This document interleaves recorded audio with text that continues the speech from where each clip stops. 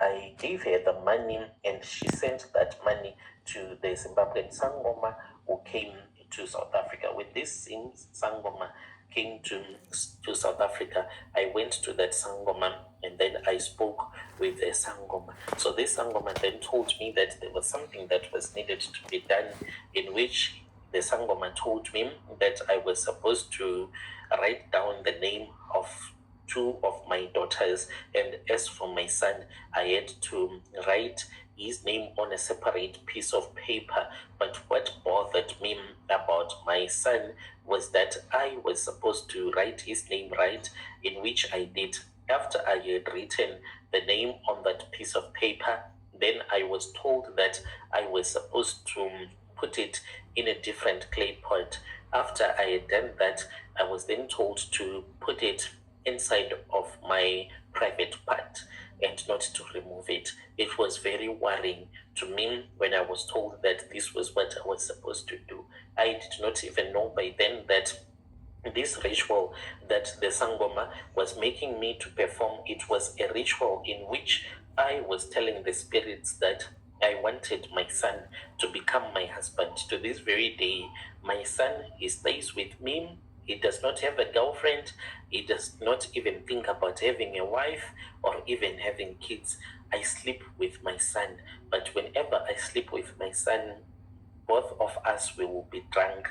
But one thing that I make sure is that I always wake up and return back to my bedroom and I wipe his manhood so that he won't see the next morning that he has been sleeping with a woman.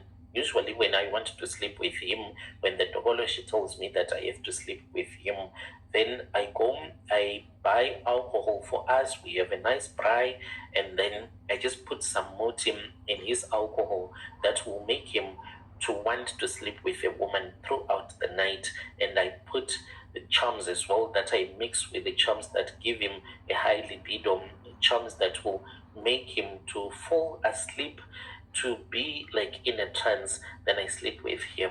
So it is something that is very painful to me as a mother. I am a successful businesswoman who is sleeping with her own son, and it all started when I was introduced to this Sangoma. So these rituals that I do, these are not the only rituals that I do. There are other rituals as well that I have to perform. So these rituals, the ones that help me to have a lot of money, I started to do these rituals. It was in the beginning of 2022.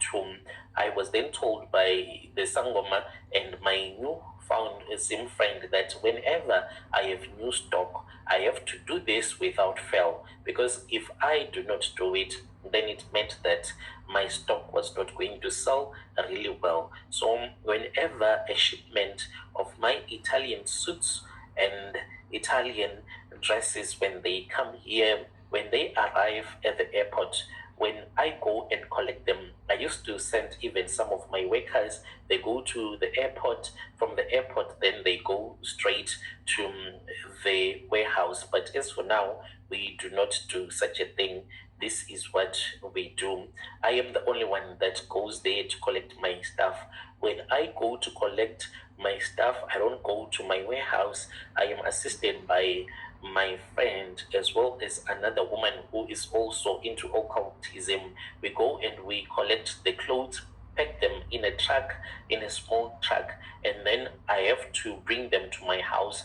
I have since converted one of my garage into a warehouse, but it is a temporary warehouse where I put the clothes in sections. Since I can't do this on a single day, what I do, Ronash, is that when I have clothes that I want to put in stock at my boutique or any place where I am selling, it might be second clothes, because I also sell through Nigerian guys that are working for me second-hand clothes. So before I go and hand over the stock to my workers, what I do is that I am assisted by my friends. We go to the graveyard. When we go to the graveyard, if we have clothes, let's say it is maybe Italian suits, maybe 20 of them. So we look for 20 graves. We place a suit on top of each and every grave, but this must be a grave of a man that will be buried there. If it is women's dresses, then we have to put it on top of a grave which belongs to a woman who is buried inside of that grave. And then I put it in there and we wait for about 45 minutes. After we would have done that, we collect the clothes, we fold them nicely, and when we return back home, we give them a nice dry clean. So I am always putting out my clothes in batches and batches. That is what I do, and then I go and I give it to the people that are working for me. And even the second-hand clothes, to this very day, bro, I even do not want to keep second-hand clothes in my house because of the things that I do. I wonder if I do such a thing to the second-hand clothes, what about other people as well? What is it that they do so that they can get a lot of people coming to buy? So that is another ritual that I have to perform. It is a ritual that I do so that people can come and buy my clothes. Let's say that you are looking for a suit, even if you do not have enough money, then you are walking in a mall. When you come to the mall where one of my boutique is, in the morning when I wake up, before my workers even arrive at work, I tell them that I open my shops. So I open my shop first of all. I burn a mixture of purple and other herbs that are from Zim that I have to burn before I open the shop.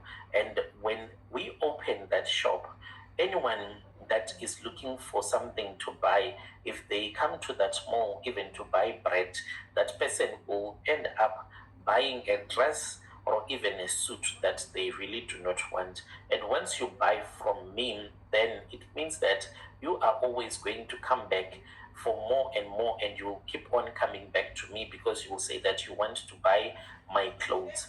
And my clothes, they are very expensive. And I use these charms to make people to look at my shop once and then they would want to come into my shops. There are people that will just come into my shop because they just want to see how much the clothes, how much are we selling the clothes for. And once they have entered into the shop, then they will say, let me just buy this one. This one, it is really nice. I think that if I buy this clothes, then it is going to look good on me or on my wife. Then you buy it, and it will be very expensive. And when you would have returned back home, you will start to say, but I was not supposed to buy such an expensive dress. But it will be so nice, even when you are wearing it, people will be like, wow, where did you buy this dress? This dress, it is so nice. Then it means that more people are going to come to my shop. So that is how these rituals have been working. So I did not know that these rituals, they demanded that I was going to sleep with my own son. That is the reason as to why I have been told to write down his name on a piece of paper and put it in my private part and not to remove it. It was supposed to come out on its own. When I look at my son, I cry. I even went back to that sangoma and I was like, so what is going to happen to my son? Because I want him to continue with his father's name. And I was told something that bothers me to this very day. I was told that when I am ready, I am supposed to come to the shrine where I am supposed to be given some charms which will help me to fall pregnant for my son, and then I can give him a seed, for he is not allowed to have a baby with any other woman except for me, his mother, because I chose him to become my spiritual and to become my physical husband.